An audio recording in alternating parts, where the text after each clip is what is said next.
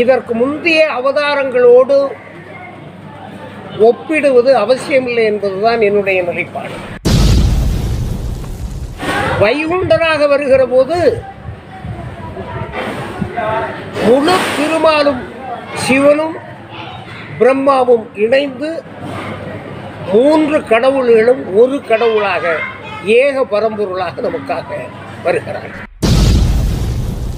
ஐயா வந்த உடனே கலியுகம் போயிட்டு அந்த தன்மையை நாம் அனுபவிக்க வேண்டுமையானால் நம்மை மாற்றிக்கொள்ள வேண்டிய நிலைமைக்கு ஆளாகும். நான் இங்கே இருக்க முடியாது, நான் எதற்காக உருவெடுத்தோனே அதற்காகத்தான் போவேன் என்று ஐயா சொல்லுகிறார். அப்படி சொல்லுகிற போது மனிதர்கள் அவரை தருவை வருகிற வரையிலும் பார்க்கவில்லை. உங்களை போல உள்ள யூடியூப்கள்லாம் நிறைய உண்மைகளை வெளி உலகத்திற்கு கொண்டு வர வேண்டிய கடமையிலும் இருக்கிறது.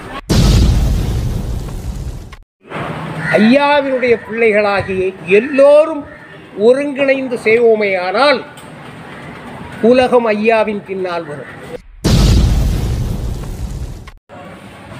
ஐயாவும் தாளக்கிடப்பாறை தற்காத்து தர்மயுக வாழ்வு இந்த தரணிக்கு தர வந்த வைகுண்ட மாமணியினுடைய காலடி தொழுது பணிந்து வணங்குகிறேன். ஐயா வைகுண்டர்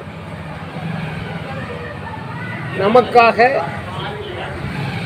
சிவன் பிரம்மா விஷ்ணு ஆகிய முப்பொருளும் ஒரு பொருளாக வைகுண்ட மெய்ப்பொருளாக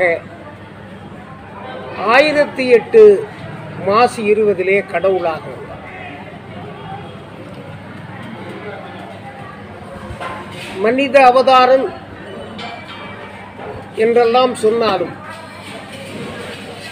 இதற்கு முந்தைய அவதாரங்களோடு ஒப்பிடுவது அவசியமில்லை என்பதுதான் என்னுடைய நிலைப்பாடு. காரணம், பழக்க வழக்கங்களின் அடிப்படையில் அவதாரம் என்று சொன்னாலும் ஐயா என்னுடைய அணுகுமுறையில் என்னுடைய எண்ணத்தின் அடிப்படையில் பார்க்கிற போது அவர் முழுமுதற் கடவுள், ஏக பரம்பொருள், எங்கும் நிறைந்தவர், ஏகமாய் நின்றவர் என்றுதான் எடுத்துக்கொண்டார். ராமரை எடுத்துக்கொண்டால் திருமாலுடைய சக்தியில் கோடிக்கணக்கான பங்குகளில் ஒன்றுதான். எனவே திருமாலின் ஒரு பகுதிதான் ராமராக அவதாரம் செய்கிறார். அதுபோல கிருஷ்ண அவதாரம் வருகிற போதும் அது திருமாலின் ஒரு பகுதிதான். ஆனால் வைகுண்டராக வருகிற போது முழு திருமாலும் வைகுண்டராக சமைந்து அதற்குள்ளே சிவனும் பிரம்மாவும் இணைந்து மூன்று கடவுள்களும் ஒரு கடவுளாக ஏக பரம்பொருளாக நமக்காக வருகிறார். இப்போ ஒரு உதாரணத்திற்கு எடுத்து சொல்லுவோம். பெரிய மேல்நிலை நீர் தொட்டி இருக்கும். அதிலிருந்து பல பகுதிகளுக்கு குடிநீர் பைப்புகள் மூலமாக நல்லிகள் கொடுக்கப்படும். இதில் இருக்கிற ஒரு நல்லி தான் அவதாரமாக எடுத்துக்கொள்ளலாம். இந்த மேலே இருக்கு இல்லையா மேல்நிலை தொட்டி, அதனுடைய சக்தி தான் வைகுண்டர் கடவுள். எனவே பிரிந்த நிலையில் இருக்கிற இறை சக்தி அல்ல, இணைந்த நிலையில் ஒரு சக்தியாக இருப்பதுதான் ஐயா வைகுண்டர் என்பது நம்முடைய நம்பிக்கை. அதுதான் சரியான புரிதல் என்று எடுத்துக்கொள்ள வேண்டும். எனவே நாம் ஐயா வைகுண்டனுடைய வரலாறு பார்க்கிற போது நாரணர் வைகுண்டமாய் நாட்டினில் வந்த அன்றே காரணமெல்லாம் ஆச்சு, கலியுகம் அழிந்து போச்சு, பூரண வேத நூலும் முன் ஆகமங்கள் சாரமும் கெட்டு போச்சு, சதா சிவம் வைகுண்டமாச்சு. இந்த அகில ஒரு விருத்தம் வைகுண்டனுடைய முழுமையை ஏகத்தன்மையை நிலைநிறுத்தி காட்டும். இப்போ ஐயா வந்தாச்சு, ஐயா வந்த உடனே கலி அழிஞ்சாச்சு. இப்போ மக்கள் மத்தியிலே ஒரு எண்ணம் எழுகிறது, இந்த விருத்தம் அதைத்தானே சொல்லுகிறது. ஆனால் கலி அழிந்து விட்டதா, கலி இன்னும் இருந்து கொண்டுதானே இருக்கிறது என்கிற ஒரு நிலைப்பாட்டை கருத்தியலிலே பரவ விட்டுக் கொண்டிருக்கிறார். இதை நாம் பார்க்கிற போது ஒரு உதாரணத்திற்கு சொல்லுகிறேன். ஒரு சட்டை இட்டு விட்டு ஒருவர் சென்று கொண்டிருக்கிறார். செல்லுகிற போது ஒரு மர நிழலில் அவர் போகிற போது காக்கா எச்சம் அந்த சட்டையிலே போட்டு, காக்கா எச்சம் பட்ட பிறகு சட்டை அழுக்காகிவிட்டது. எனவே இனி அந்த சட்டையை போட்டுவிட்டு பயணிக்க முடியாது, மாற்று சட்டை போட வேண்டியது இருக்கிறது. அப்போ இந்த சட்டை இப்போ அழுக்கு சட்டை, துவைக்க போடணும். துவைச்சாச்சு, துவைச்சி நல்ல தண்ணீரில் அலிசி தூக்கியாச்சுன்னா அந்த சட்டை அசுத்தம் போய் சுத்தமான சட்டை தான். சுத்தமான சட்டை வந்தாச்சு, எச்சம் போய்விட்டது, அசுத்தம் போய்விட்டது, சுத்தமான சட்டையாக வந்துவிட்டது. ஆனால் போட முடியுமா? போட முடியாது. அப்போ இனி இந்த சட்டையை காய போடணும். காய போட்ட பிறகு இஸ்திரி போடணும். இஸ்திரி போட்ட பிறகுதான் அந்த சட்டை நாம் போடுவதற்கு தயாராகும். அதுபோல ஐயா வந்த உடனே கலியுகம் போயிட்டு அந்த தன்மையை நாம் அனுபவிக்க வேண்டுமையானால் நம்மை மாற்றிக்கொள்ள வேண்டிய நிலைமைக்கு ஆளாக்கப்படும். நமக்குள்ளே இருக்கிற கலிமாய தன்மைகளை நாம் மாற்ற வேண்டும். அப்படி மாற்றினாதான் நம்ம சுத்தமானவர்களாக முடியும், தர்மயுக வாழ்க்கைக்கு தகுதியானவர்களாக முடியும். எப்படி அந்த சட்டை அசுத்தம் போக்கப்பட்டாலும் அது காய்ந்து இஸ்திரி போட்ட பிறகுதான் நாம் அணிவதற்கு தகுதியாகிறதோ, அதுபோல நம்ம சுத்தப்படுத்திட்டோம், சுத்தப்படுத்தினாலும் அதுக்கு பிறகு தகுதிப்படுத்த வேண்டும். இப்போ அந்த ப்ராசஸிங் பீரியடில் நம்ம இருக்கோம். இப்போ ஐயா வைகுண்டருடைய பார்ட் அப்படின்னு நம்ம ஆராய்ச்சி பண்ணி பார்த்தோம்னா 1008 மாசி 20க்கு முன், 1008 மாசி 20க்கு பின் ஐயா வைகுண்டம் போனதற்கு பின் 3 பகுதிகளாக அதை பிரிக்க வேண்டும்.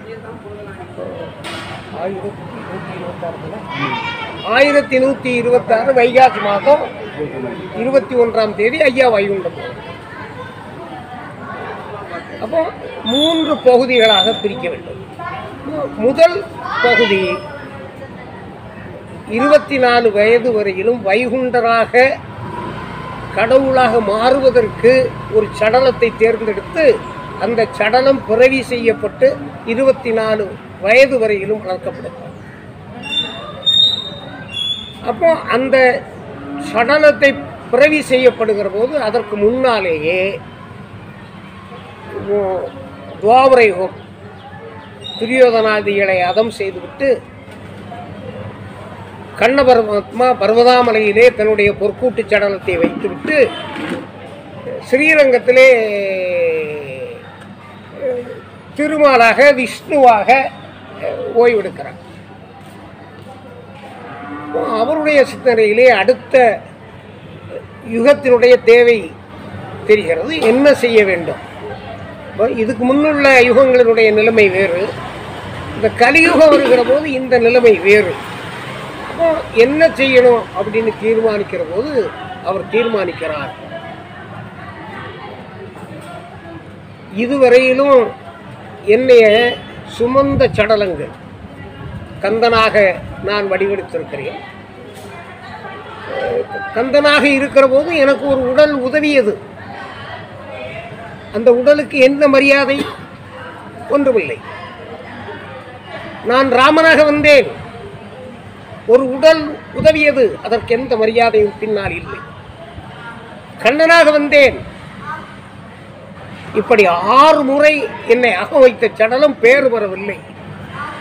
இனி நான் வைகுண்டராக வருகிற போது என்னை அகம் வைத்த சடம் பேறு பெற வேண்டும் என்கிற நோக்கத்தில் அந்த பர்வதாமலையிலே இருக்கிற பொற்கூட்டு சடலத்தை எடுத்து வர சொல்லி அந்த சடலத்தை பூலோக பிறவி செய்ய வேண்டும் என்று நினைக்கிறார்.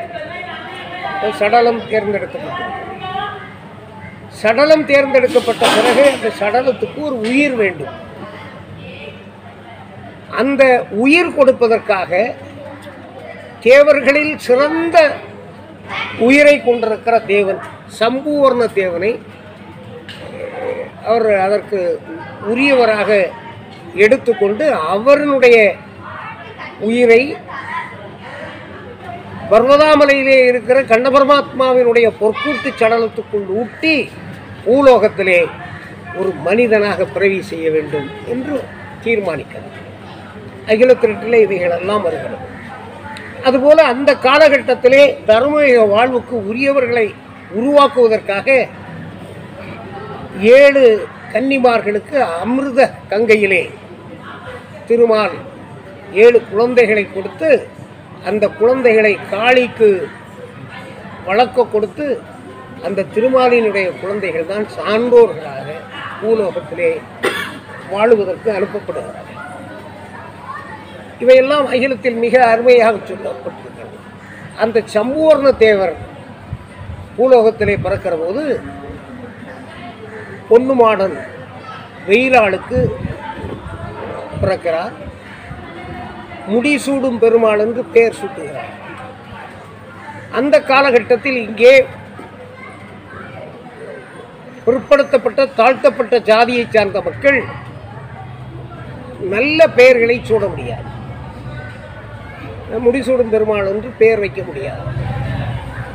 குப்பன், மண்ணாங்கட்டி, நாங்கள் சின்ன பிள்ளையில் படிக்கிற போது எங்களோடு படித்திருக்கிற பையன்களுக்கு கூட மண்ணாங்கட்டி பேர் இருக்கு. எனவே அந்த காலத்தில் அப்படித்தான் பெயர் வைக்க முடியும் என்கிற நியதி இருந்து அந்த கட்டுப்பாட்டுகளிலிருந்து மாறாதவர்கள் கட்டுப்பாடு போன பின்னாலும் சில நேரங்களிலே அப்படிப்பட்ட பெயர்களை வைத்தார்கள். அப்போ முடிசூடும் பெருமாள் என்கிற பெயர் வைப்பதற்கு ராஜ தடை இருந்ததால் முத்துக்குட்டி என்று அழைக்கப்படுகிறார். அவர் 24 வயது வரை வாழுகிறார். 22வது வயதில் நோய்வாய்ப்படுகிறார். அதுவும் ஒரு இரடன் செய்த சதியால் ஒருவன் விஷம் கொடுத்து அந்த நோய் உருவாக்கப்படுகிறது. அதற்கு பிறகு தன்னுடைய தாய்க்கு ஒரு கனவு வருகிறது. மாசி 19 திருச்செந்தூரிலே திருவிழா நடக்கிற போது அங்கே அழைத்து வா என்று சொல்லப்படுகிறது. நோய்வாய்ப்பட்டிருக்கிற முடிசூடும் பெருமாளை தொட்டில் நிறுத்தி தூக்கி செல்லும். அவைகளெல்லாம் அகிலத்திலே விரிவாக எடுத்து சொல்லப்படும். அதற்கு பிறகு அங்கிருந்து இவரை கொண்டு போகிற போது அந்த வைகுண்டரை படைப்பதற்குரிய ஏற்பாடுகள் எல்லாம் செய்யப்பட்டு லட்சுமி தேவி மகர மீனாக செந்தூர் கடலுக்குள்ளே அவர் இருக்கிறார். அப்பொழுது திருமால் அங்கே சென்று ஏற்கனவே கலைமுனி ஞானமுனி இருவரையும் கலியன் பிறந்த உடனே எங்கே இருக்க முடியும் என்று சொன்னபோது வைகுண்டர் வர வேண்டும், கலியுகம் மாற்ற வேண்டும் என்று நீங்கள் திருச்செந்தூர் கடலிலே தவம் இருங்கள் என்று சொல்லி அறிவுறுத்தப்பட்டு அங்கே தவம் இருந்து கொண்டிருப்பவர்களை நான் நியமித்த சடலம் வருகிறது, அழைத்து வா என்று சொல்லுகிறார்கள். கலைமுனி ஞானமுனி இருவரும் சென்று அந்த திருச்செந்தூர் நோக்கி தொட்டில் கட்டி தூக்கி வரக்கூடிய அந்த முடிசூடும் பெருமானை அவர்கள் அழைத்து இங்கே வருகிறார். அழைத்து வருகிற போது அந்த முனிமார்களிடம் திருமால் சொல்லுகிறார், மாலுள்ளம் புகுத நாட்டி, மாலுள்ளம் புகுத நாட்டி. அவர் இறை சிந்தனை மட்டுமே இருக்கக்கூடிய நிலையிலே அவருடைய உள்ளத்தை பக்குவப்படுத்தும். அப்படி பக்குவப்படுத்துவதற்கு இப்பொழுதெல்லாம் நாம் அங்க பிரதர்ஷனம் என்று சொல்லுவோமே, உருண்டு வழிபடுவது. ஐயா வழியில் அது தவிர்க்கப்பட வேண்டிய ஒன்று இருந்தாலும் சிலர் செய்கிறார்கள். அது நான் நேம்சம் செய்து விட்டேன் என்று சொல்லுகிற போது நாம் சரி அவரை வருத்தி வணங்க வருகிறார், என்ன செய்வது என்று விட்டுவிடுகிறோம். ஆனால் அப்படி வருத்தி வணங்க வேண்டிய அவசியம் இல்லை என்பது ஐயா பல இடங்களிலே நமக்கு எடுத்து சொல்லுவோம். அங்கே மாலுள்ளம் பூதநாட்டி இந்த திருவிழெல்லாம் உருட்டி அவர் கடற்கரையிலே வருகிற போது கடல் அவரை இழுத்து செல்லும். மகரமின் வயிற்றுக்குள்ளே திருமாலால் தூக்கி செல்லப்பட்டு அங்கே 3 நாள் விஞ்சை கொடுத்து அவர் கடவுளாக்க. அப்படி உள்ளே போகிற போது சின்ன பிள்ளையாக்கி பாலன் உருக்காட்டி அப்படி படிப்படியாக 16 வயசு உருவம் காட்டி கடைசியில் 24 வயசு உருவம் காட்டி அந்த விஞ்சைகளை எல்லாம் எடுத்து சொல்லி நீ வெளியே போன்னு சொல்ற, நீ இனி கடவுள், நீ இனி என்னை கும்பிடக்கூடாது, நீ கும்பிட்டா நான் தாங்கிக்கிட மாட்டேன், இனி எல்லாம் நீ தான், நீ இட்டது சட்டம் நீ சொல்ற. அப்படி சொல்றதோட ஐயாவுக்கு அவருடைய தகப்பனார் நாராயணன் என்ன சொல்றாருன்னா, பாவமே செய்து ஒரு தின நரகத்தை விட்டு வேற எங்கேயும் போட முடியாது, நரகத்தில் தான் போடணும், நீ தீர்ப்பு வழங்கக்கூடிய தகுதி உடைய ஒரு கொடியவனை கூட நீ நினைச்சு அவனை சொர்க்கத்துக்கு அனுப்புன்னா அதை கேள்வி கேட்க முடியாது, அந்த அளவுக்கு உனக்கு நான் அதிகாரம் நின்று அனுப்புகிறேன். ஓ மகனே, இனி நீ என்னையே கும்பிடக்கூடாது, கும்பிட்டா என்னால் தாங்க முடியாது அப்படின்னு சொல்லி நாதனும் நீ, சிவனும் நீ, எல்லாம் நீ என்கிற அறிவுரையை சொல்லி ஐயா வெளியே வர முதல் முறையில் ஐயா வெளியே வருகிறார். கடலுக்குள்ளிருந்து வருகிற போது கடற்கரையிலே அவர் வரார். தாய் கடலுக்குள்ளே போகிற முகம் காணலன்னு வெளியே அனுப்பணும். மகனை கண்டாச்சு, தாய்க்கு மகனாக தான் தெரியும், ஓடி வருது. நேற்று வரை அன்னை என நீ இருந்தாய், அதோ பார். அவர் பார்த்தா அற்புதங்களை காட்டி அம்மை சாப்டர் அங்கேயே முடிச்சுட்டார். அதுக்கு பிறகு அம்மா என்ன இங்கே வந்தாங்களா, என்ன செய்தாங்கங்கிற நிலைமையை இந்த ஐயா கடவுளான பிறகு மனித ரூபத்தில் நடந்து சிலவற்றை முடிவுக்கு கொண்டு வந்துவிட்டு வருகிறார். இப்போ தட்சிணம் நோக்கி வரணும். அவர் வடக்க இருந்து தெற்கு முகமாக திரும்ப வரும்போது வடக்கு முகமாக முருகன் பார்த்து ஐயாவினுடைய காலடியிலே விழுந்து வணங்கி நீ இங்கே இருங்க, எல்லாம் நான் செய்வேன் சொல்ல பிறகு ஐயா மறுத்துவிட்டு நான் இங்கே இருக்க முடியாது, நான் எதற்காக உருவெடுத்தோனே அதற்காகத்தான் போவேன் என்று ஐயா சொல்லுகிறார். அப்படி சொல்லுகிற போது மனிதர்கள் அவரை தருவை வருகிற வரையிலும் பார்க்கவில்லை.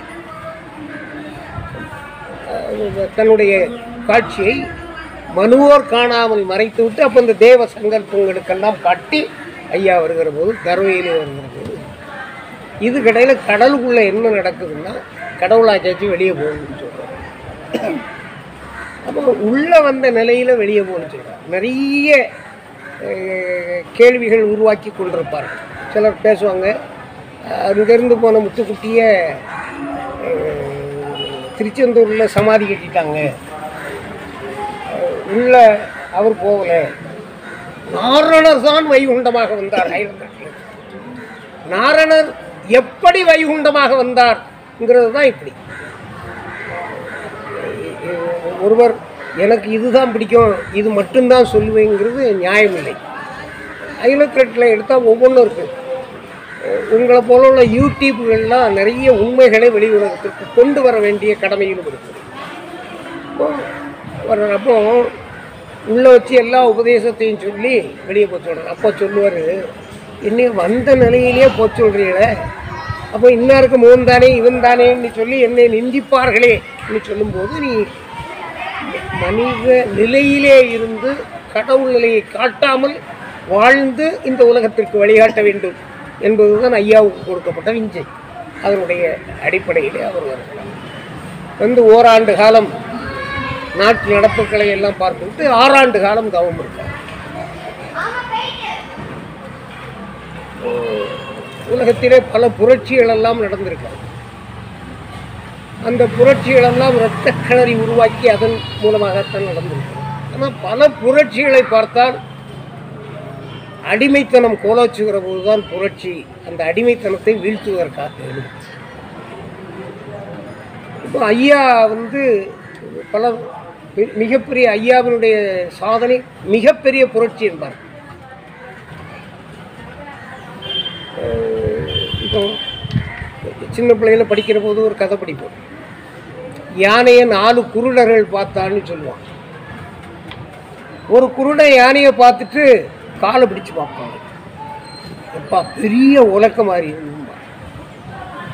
ஒருத்தன் காதை தடவி பார்த்தவன் என்ன சொல்லுவான் அப்படின்னா, சொலவு மாதிரி இருந்தது.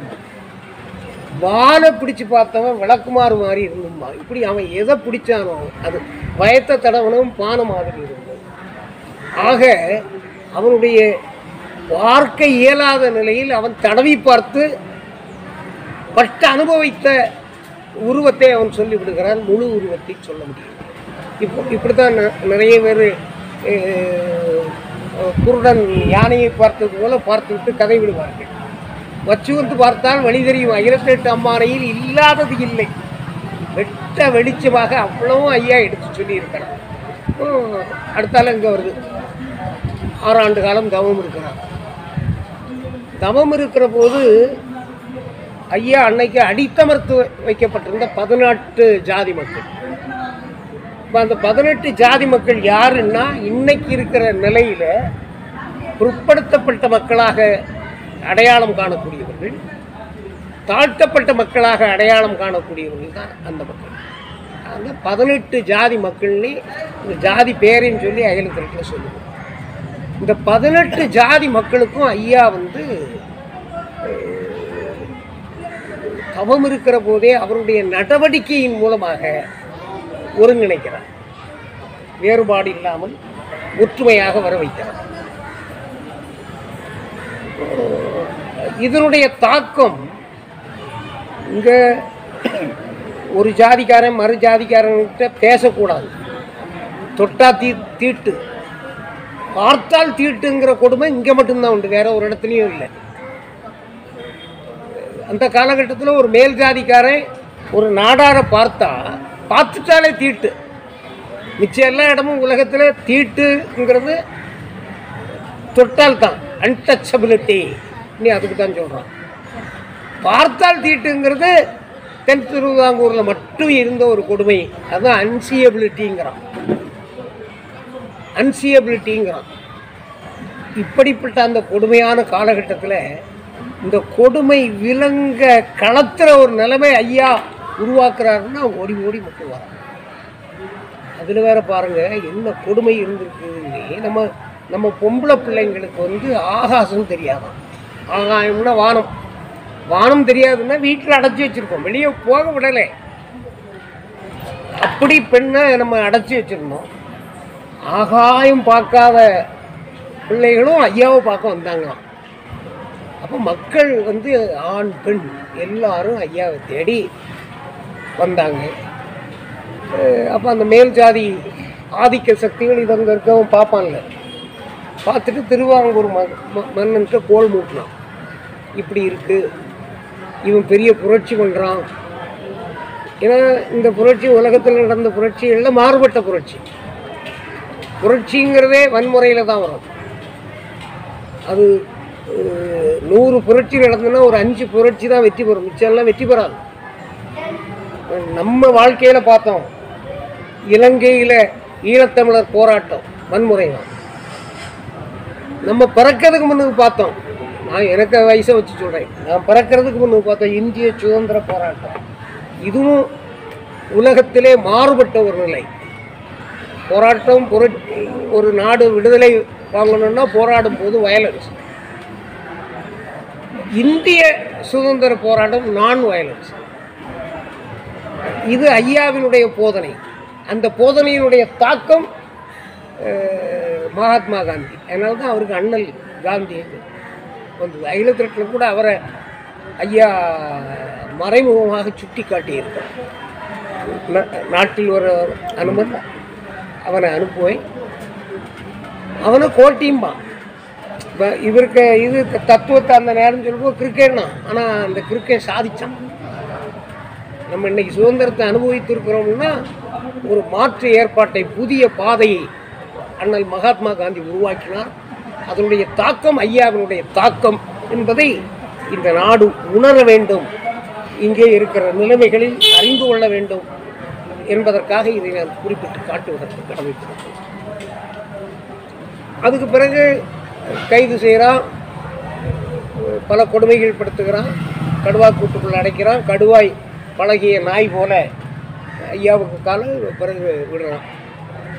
ஐயாவை விடுதலை பண்ணுறான், வாரார். அதுக்கு பிறகு இகனை திருமணங்கள் எல்லாம் நடத்துகிறார். எல்லாம் நடத்தி அவருடைய முழுமையான போதனைக்கு பின்னால் அவர் இருக்கிற போது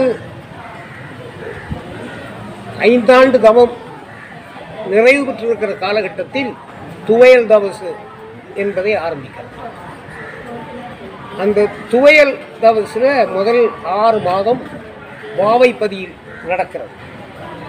வாவைப்பதியில் அதற்கு அடுத்த 6 மாத காலம் முட்டைப்பதியிலே நடக்கிறது.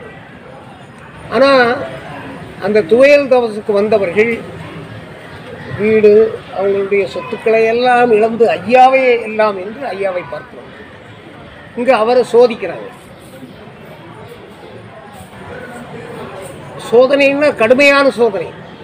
அயலத்தில் வரக்கூடிய வரிகளை பார்த்தால் நம்முடைய முன்னோர்கள் அந்த தவத்தில் எப்படி அந்த கொடுமைகளை எல்லாம் தாங்கி மன உறுதியோடு ஐயாவே எல்லாம் என்று இருந்தார். உப்பில் தான் சமைக்கணும், உப்பு தண்ணி தான் குடிக்கணும், கடல் தண்ணியில் சமைச்சு கடல் தண்ணியை குடித்து வாழணும்.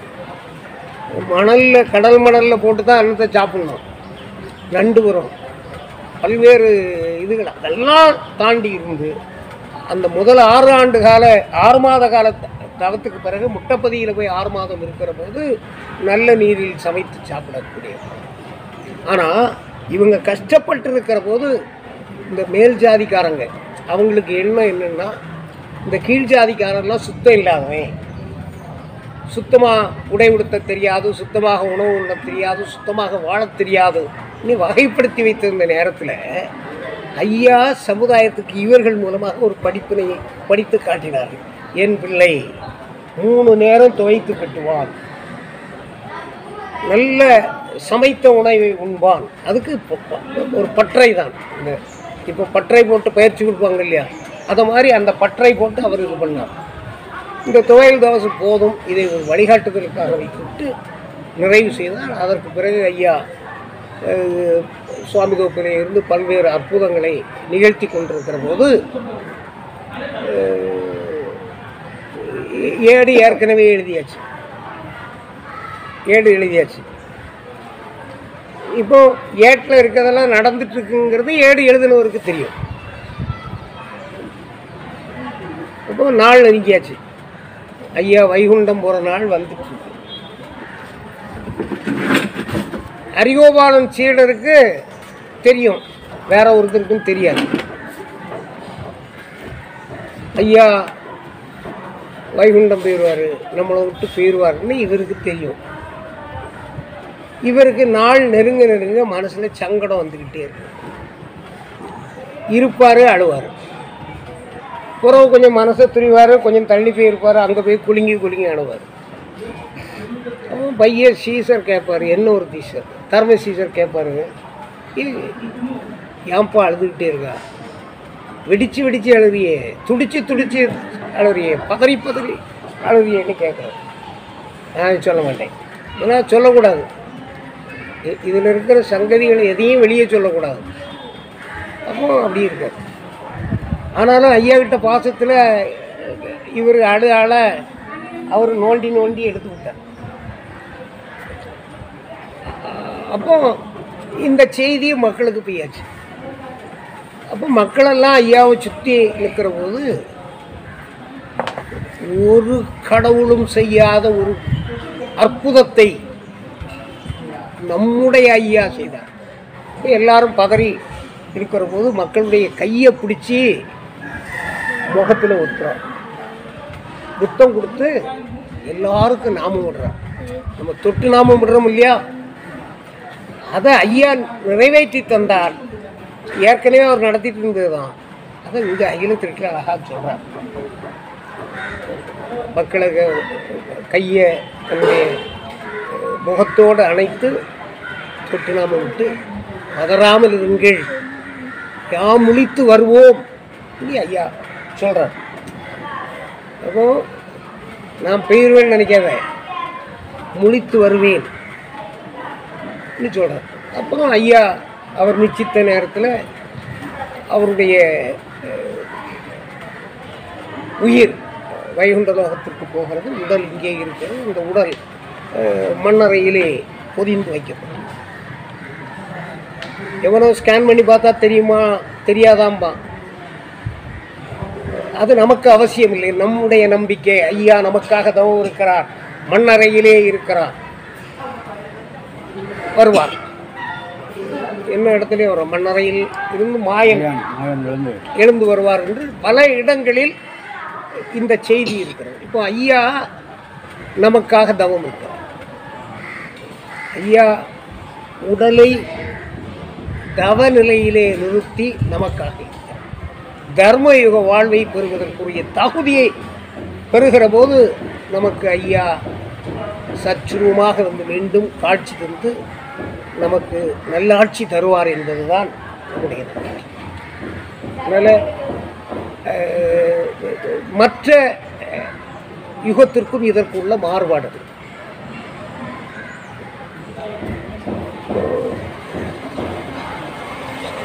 நமக்கு முன்னுள்ள மதங்களினுடைய நிலைப்பாடு,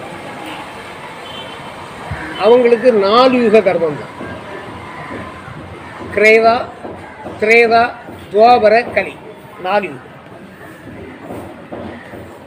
ஐயா வைகுண்டர் நமக்கு தந்த அகிலத்தினுடைய அடிப்படையிலே 8 யுகம். கலியுகம், அதற்குள்ளே தர்மயுகம். 7 எடுத்தாலும் எடுத்துக்கலாம், 8 எடுத்தாலும் எடுத்துக்கலாம். அந்த 7 8 பிரித்தால் பிரித்து கொள்ளலாம், அல்லது இணைத்தும் இருந்து கொள்ளலாம் அப்படிங்கிற நிலைமை. ஏன்னா அதில் தான் வைகுண்டர் வர. இப்போ எல்லா இதுலேயும் அதர்மத்தை முடிச்சுட்டு போயிட்டார். இந்த யுகத்தில் அதர்மத்தை முடித்து விட்டு போகவில்லையே. அப்போ அடுத்த கட்டம் என்னங்கிற போது அவர் போகவில்லை, நம்மோடு இருந்து கொண்டிருக்கிறார், நமக்கு தவம் இருந்து கொண்டிருக்கிறார். அவர் இருப்பதாக நம்மை வழிபாடு நடத்த வைத்து அவர் வாழ்ந்து கொண்டிருக்கிறார். அதான் நிலைப்பாடு. இப்போ இந்த யுகத்திற்கும் இதுக்கு முன்னுக்குள்ள யுகத்துக்கும் வித்தியாசம். இப்போ ராம அவதாரம் எடுத்துக்கிட்டோம். ராமருக்கு கூட இருக்கவன்லாம் நல்லவன், ராவணனுக்கு கூட இருக்கவன்லாம் கெட்டவன், அப்படிதானே? அப்போ ராவணனையும் ராவணன் கூட இருக்கவனையும் கொன்னாச்சுன்னா அதர்மத்தை அழிச்சிடலாம். நம்ம இது கூட அதர்மி இருந்தானா இல்லையாங்கிறத பார்க்கல. நம்ம யுக நம்பிக்கை, ராமரை சார்ந்தவர்கள் தர்மிகள், ராவணனை சார்ந்தவர்கள் அதர்மிகள். அங்கே இருக்க தர்ம சிந்தனையில் இருந்தவன் ராமர்கிட்ட வந்துட்டான். லட்சுமணன் விபீஷணங்க வந்துட்டான்ல. அப்போ அதை மாதிரி பலரும் வந்திருக்கலாம். அது வேற விவகாரம். எல்லாத்தையும் படம் பிடித்து காட்ட முடியாது. அப்போ விபீஷணம் ராவணனுடைய தம்பி இங்கே வந்தான்னா இதை மாதிரி அங்கே இருந்த நல்லவன் நிறைய பேர் இங்கே வந்திருக்கலாம். இங்கே இருந்த அசுரனும் அங்கே போயிருக்கலாம், இருந்திருந்தால் போயிருப்பான். ஆனால் அழிக்கப்பட்டவுடன் அந்த யுகத்தினுடைய தன்மை முடிந்துவிட்டது. அதுக்குத்தான் நான் ஒரு சின்ன கம்பேரிசன், தவறோ சரியோ, நான் விமர்சனத்துக்கு உள்ளாக்கப்படலாம், அதை பற்றி கவலைப்படவும் இல்லை. இது நல்லெண்ணத்தினுடைய அடிப்படையில் என்னுடைய கம்பேரிசன். இப்போ ராமர் சக்கரவர்த்தி, அவர் திருமாலுடைய அவதாரமாக இருந்தாலும் நாட்டு நடைமுறையிலே அவர் ஒரு ராஜா, சக்கரவர்த்தி, ராஜாதி ராஜா. சீதையை ராவணன் சிறைபிடித்து விட்டான். வீட்டுக்கு வந்தாச்சு. இங்கே வந்து பட்டாபிஷேகம் சூடியாச்சு. இவர் பட்டாபிஷேகம் சூழ்ந்தது எப்போ? அவருடைய அவதார தேவை நிறைவு பெற்றுள்ளார். ராமர் அவதாரம் எதுக்கு? ராவணன் என்கிற அதர்மியை வதம் செய்வதற்கு தான். செய்த உடனே அவருக்கு பர்பஸ், அந்த அவதாரத்துக்கு பர்பஸ் முடிஞ்சு போச்சு. இங்கே பாருங்க, அந்த சக்கரவர்த்திக்கு வீட்டில் வேலை செய்கிற சலவை தொழிலாளி என்ன பேசுதா?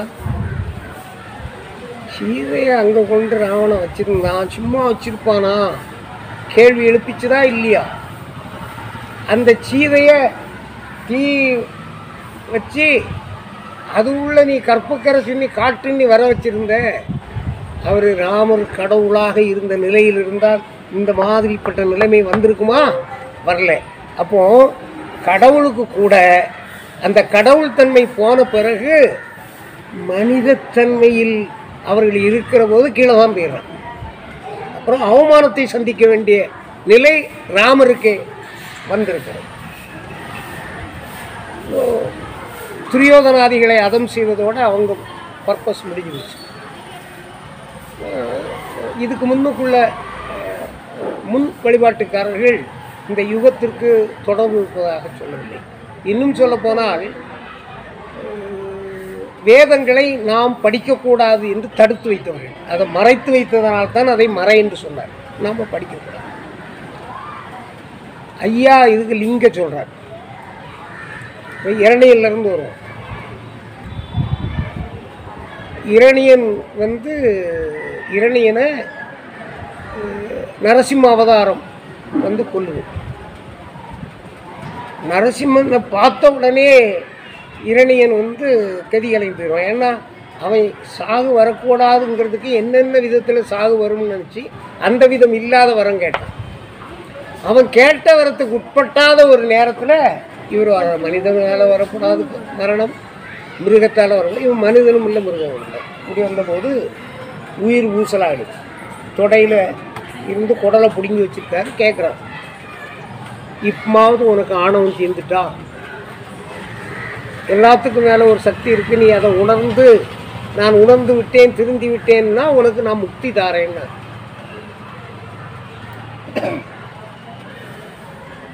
அவன் சொன்னா, போடா போடா புண்ணாக்கு, நீயா என்னைய கொன்னா?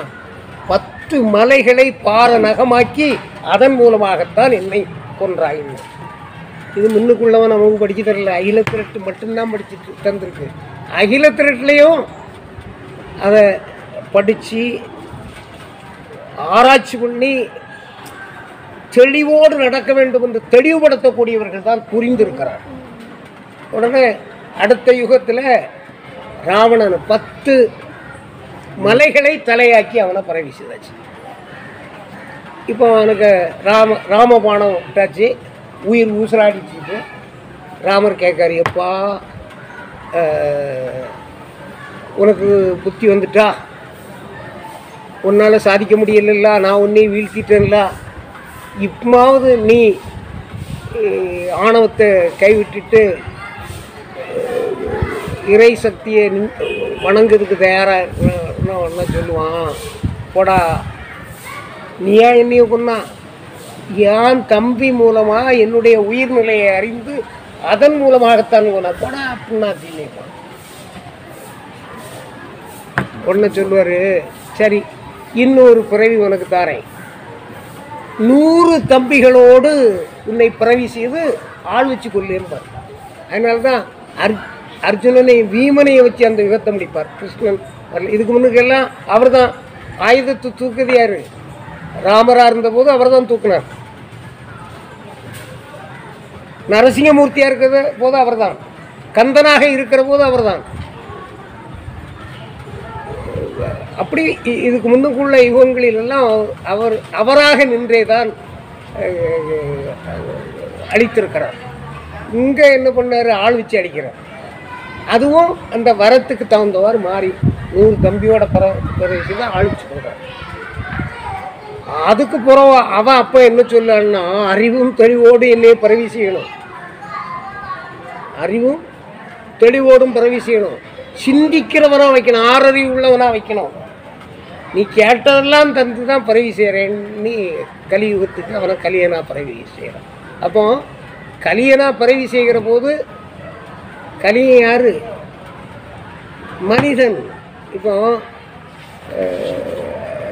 ராவணன் மனிதனா?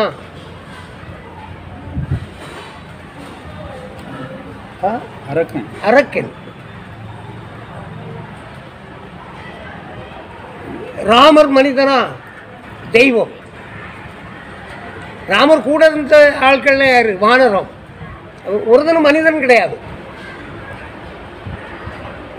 அப்போ அந்த நிறைவு பெறுகிற போது அவன் என்னையும் மனிதனா பிறவி செய், நீயும் மனிதனா வாங்குறான். அப்பந்தான் இந்த யுகத்தில் கலியனை பிறவி செய்கிற போது கலியனை அழிக்கிறது பண்டாரமா வைகுண்டரா வருகிற போது மனிதனாக, இதனால தான் மனிதனாக வருகிறார். இதுக்கு முன்னுக்குள்ளதுல கொன்ன உடனே அவருக்கு பவரும் போயிட்டு, செத்தவனுக்கு குலநாசம் தானே. ராவணனை கொன்ன உடனே அவன் குலம் அழிஞ்சு போச்சு, அடுத்த யுகம் வர முடிச்சுது. இங்க யாரை கொல்லுது? கொன்னாதானே முடியும். யாரை கொல்லுது? இங்க கொல்லுது தீர்வு இல்லை, கொல்ல முடியுமா? இப்போ கலியன் யாரு? ஜனாதிபதி நல்லவனா இருக்கிற போது நல்லவன், கெட்டவனா செயல்படுகிற போது ஜனாதிபதி கலியன் தானே. அப்போ கெட்டவனா இருக்கிற போது ஜனாதிபதியை கொண்டு விட்டீங்கன்னு வைங்க, இந்த நல்லவனையும் சேர்த்தான போட்டு மாத்திடுறிய. அதனால தான் இந்த யுகத்தில் ஐயா ஆயுதம் வேண்டாம்,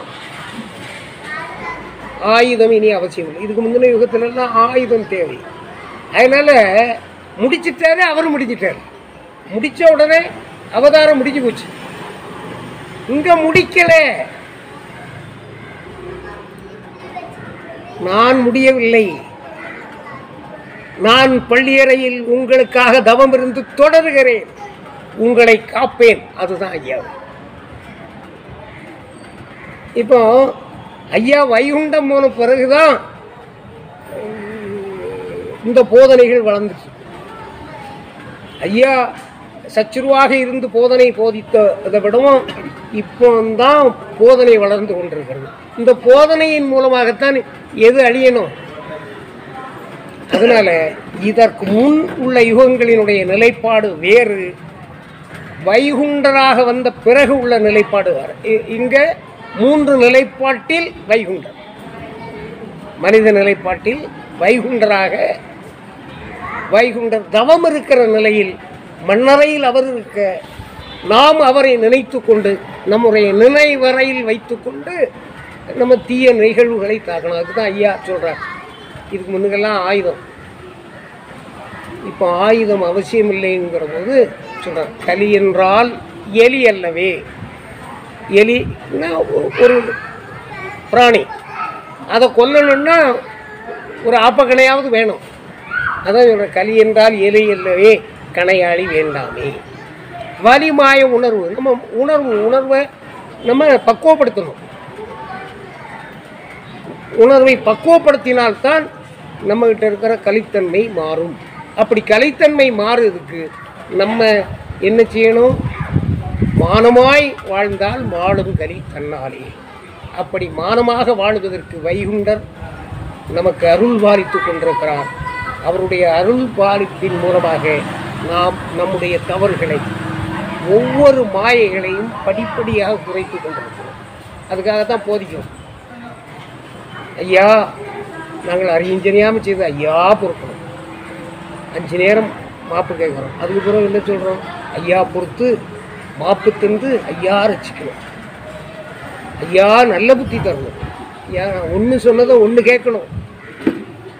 இப்போ பாருங்க, எல்லாமே இப்போ நம்ம ஐயாக்கிட்ட கேட்குறோன்னா, நான் எனக்காக கேட்கல, நீங்கள் உங்களுக்காக கேட்கல, நீங்கள் உங்களுக்காக கேட்குற எல்லோரும் நமக்காக கேட்குறோம். இந்த உலகத்திற்காக கேட்குறோம். இப்போ நம்ம ப்ரேயரே எங்கே மாறிட்டு? எல்லாமே பொது தான். எனக்கு இப்போ சுசீந்திரம் கோயிலில் போய் ஒரு அர்ச்சனை வச்சு ஒரு பரிகாரம் கேட்டு அர்ச்சனை வைக்கலாம். திருச்செந்தூரில் போகலாம். சாமி தோப்பில் உண்டா? கிடையாது. ஏன் கிடையாதுன்னா, அதுதான் ஐயாவினுடைய மகாசக்தி. இது திருத்தேக்கு வந்திருக்கு. திருத்தணும்னா பட்டு தான் திருந்த முடியும், படாமல் திருந்த முடியாது. நான் என்ன சொல்லுவேன்னா, மிக தெளிவாக சொல்கிறேன், ஒரு ஜனாதிபதிக்கு தர்மயுக வாழ்வுக்கு தகுதி வந்திருந்தால் இந்த உலகத்தில் இருக்க அத்தனை பேருக்கும் வந்திருக்கும். இப்போ நம்ம இந்த ப்ராசஸிங் பீரியடில் இருக்கோம். நம்ம ஒவ்வொருத்தரும், நானும் தர்மயுக வாழ்வை நோக்கி ஓடுகிறேன். ஐயா அழகனையா ஓடுகிறார், கிருஷ்ணமணி ஐயா ஓடுகிறார், எல்லோரும் ஓடுகிறோம். இதை தெரியாதவர்களும் ஓடுகிறார்கள். அவங்களுக்கு பாதை காட்டுகிற பணி நமக்கு இருக்கிறது. பாதை காட்டணும். நீ இப்போ ஐயா அம்பை ஐயா ஒரு 10 டீ வாங்குங்க இன்னி சொல்கிறோம். நான் ஒரு நோட்டை கொடுத்து இது பண்ணிட்டேன். இப்போ கொஞ்ச நாளைக்கு முன்னுக்கு ஒரு 1000 ரூபா நோட்டு இருந்து அதை அவர்கிட்ட கொடுத்து டீ வாங்கிட்டு விட்டுருந்தேன். டீ கடைக்காரன் போட இது செல்லாத நோட்டு, செல்லக்கூடிய நோட்டை வாங்கிட்டு வாங்க சொல்ல தானே செய்வான். அப்போ அம்பையா சொல்லுவார், ஐயா நீங்கள் செல்லாத நோட்டை கவனக்குறையாக தந்துட்டீங்கய்யா. சரி, நான் ஒன்று 100 ரூபா நோட்டில் 2-3 எடுத்து கொடுத்து வாங்கிட்டு வைப்பான்னு அனுப்புகிறேன். செல்லக்கூடிய நோட்டு கிடைச்சா தான் டீயே கிடைக்கும். கலியுகத்தை பொறுத்தவரையில் செல்லக்கூடிய கடவுள், அதெல்லாம் கடவுள் தான் இல்லைன்னு சொல்லலை. ஆனால் இப்போ மோடி பிரைம் மினிஸ்டர் ஒன்று 2 நோட்டு செல்லாதுன்னாரு. இப்போ கொண்டு கொடுத்தா செல்லாது. அதுபோல் ஐயா வந்த அன்னைக்கு செல்லா சிலையை தென்முக திருப்பி கோபுரத்தில் வாசல் கீறி வச்சார். சொல்லிட்டான், இனி நான் வந்தாச்சு, நீ எல்லாம் செல்லாதவன் தான். செல்லாதவனை நம்பி நம்ம போனோம்னா நம்மகிட்ட இருக்கிற பொல்லாப்பு அழியாது, கனி நீங்காது. அதான நிலைமை. அதனால செல்லக்கூடிய இந்த கலியை அழித்து தர்ம வாழ்வு தருவதற்கு தகுதி படைத்த, அப்படி தருவதற்காக வந்திருக்கிற கடவுள் ஏக பரம்பொருள் ஐயா வைகுண்டர். எனவே ஐயாவினுடைய பாதையில் பயணிப்போம். நல்ல பாதை இல்லைன்னா இலக்கு போக முடியாது. நம்முடைய கடமை முதல்ல தர்மயுகத்துக்கு பாதை போட்டுட்டு இருக்கோம். இனி நல்ல பாதையாக இருக்கணும். என்ன பண்ணணும்? காங்கிரீட் சாலை போடணுமா? இல்லை அதை விடவும் இது இருக்குதா? ஒளியப்பமும் இருக்கணும், பல்வேறு வசதிகள் இருக்கணும். அப்படிப்பட்ட சாலையாக தர்மயுக பாதையை அமைப்பதற்குரிய பணியை ஐயாவினுடைய பிள்ளைகளாகிய எல்லோரும் ஒருங்கிணைந்து செய்வோமேயானால் உலகம் ஐயாவின் பின்னால் வரும். இப்போ நீ பெரிது நான் பெரிதுன்னு நிச்சயம் போட்டோம்னா ஒன்று சேருவோமா? ஐயாவே எல்லாம், ஐயாவின் பின்னால் நாம் எல்லாம், ஐயாவுக்கு பின்னால் போயிடலாம். அப்படி போவதற்கு ஒரு புத்தியாக ஐயாவை நம்ம உள்ளத்துக்குள்ளே கொள்ளணும். அப்படி ஒரு புத்தியாய் உள்ளெண்ணை கொண்டோருக்கு புது புத்தி ஈந்து பூலோகம் ஆள வைப்பேன் என்று ஐயா வைகுண்டன் நமக்கு அறிவுரை சொல்லி இருக்கிறார். அதனுடைய வழியிலே ஒரு புத்தியாக ஐயாவே எல்லாம் சர்வமும் வைகுண்டமயம் என்கிற நிலையிலே நாம் வாழ்வோமே ஆனால் தர்மயுக வாழ்வை நாம் பெறுவோம். அப்படி பெறுவதற்கு மூன்றாவது நிலையில் நமக்காக தவமாக வாழ்ந்து கொண்டிருக்கிற ஐயா வழிகாட்டுவார். அவர் வழி நடப்போம், தர்மயுக வாழ்வு பெறுவோம். ஐயா உண்டு.